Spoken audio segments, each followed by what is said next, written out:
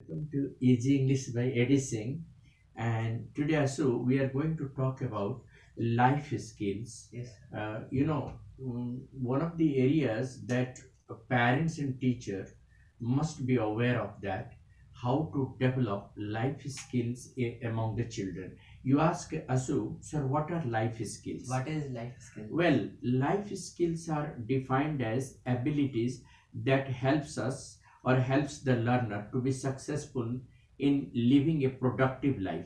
Ask, sir, what do you mean by productive So life? what do you mean by product? Yeah, see, nowadays what is happening, every parent wants that my child should perform 100%, but they do not understand that performing 100% is not making the child capable of leading a better life. A child may perform 100% in academics, but still he is a failure in real life situation. Ask sir why? So why? Because there are situations, you see that there are thousands of cases in our country where children have already entered in IIT and MIT and all the engineering and medical colleges, and they have resorted to ending the life, suicide. They have done suicide. Why such a talented student resort to suicide? This is the question that is to be pondering in the mind of each and every parent and each and every educationist, that despite all the achievement, a child has already entered the most prestigious institution, IIT and medical, and there also there are cases, several, 100 students every year resort to suicides despite achieving all academics. Why? This is the question, Asu, you should ask, and your parents should also understand and interact with you, that do we really consider academic achievement as the index of intelligence, as the index of success? No, this is totally a wrong concept. In my opinion, it is very important to develop life skills among the children to lead a better life. See now, nowadays what is happening? If a child is very good in music, he can earn his livelihood in Yes. music. He can have better performance in music. If a child is a good at sports, let the parents and the teacher understand what the child is good at and what he likes and what he dislikes. If you are imposing upon a child that no, you have to perform 100% in mathematics, and the child is not interested in math, he is interested in art and craft. So you have to understand what the child's life skill demands, how he will become adaptive. And to become adaptive means a person must be flexible in approach. It is equally important for the parent as well as for the child to be adaptive. If a parent is not adaptive, the child will suffer. Yeah, and positive behavior or positive approach in the children is very important. Like Asu, you were asking that, sir, sometimes I like to sit for long hours and continue my study, but I get distracted. So the time when you get distracted, it is the duty of the parent to see what area you are having fondness, which area you love. Suppose if you love maths, or if you love, let us say, talking about sports and game, let the parents give some space to the child to talk about sports and game. Let the child be also given the freedom to know about the world. It is not only the subject matter, the content, which is important. So now you will ask, sir, as a parent, you are also a parent of a child. As a parent, what do you think? You are also a teacher. What do you think are the important life skills that should be developed in every small child or every learner? So in my opinion, there are three categories of life skill. One is known as social or interpersonal skill. Then you ask that what is the second one? What is Second one is emotional skill, and third one is known as cognitive or thinking skill. Now I repeat, first one is known as social or interpersonal skill, second one is known as emotional skill, third one is known as cognitive or thinking skill.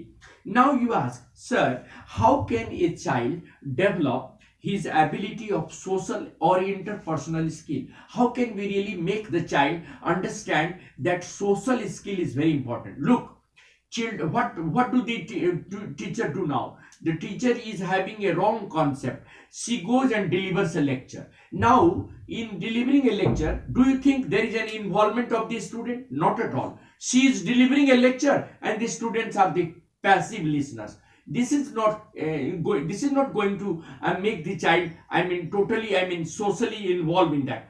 First of all, involve the child. Let the, I mean, entire children be given certain role, that let the first 10 children read about the first paragraph, and then they will understand what the matter is. They will now interact with the second group, second 10 students, and they will ask them to frame questions, and then there will be interaction among question answers, and then after that there will be a role play also. Suppose there is a story where when there is a character, now some of the students may be given the role to play. There are students who like to play drama. They have interest in drama. So when a child starts playing a role, definitely he understands, he's having self-awareness, he's having thinking ability, creative thinking about that, and he starts delivering his role in a better way. So it develops interpersonal, I mean, relations. Secondly, parents generally believe that the child should be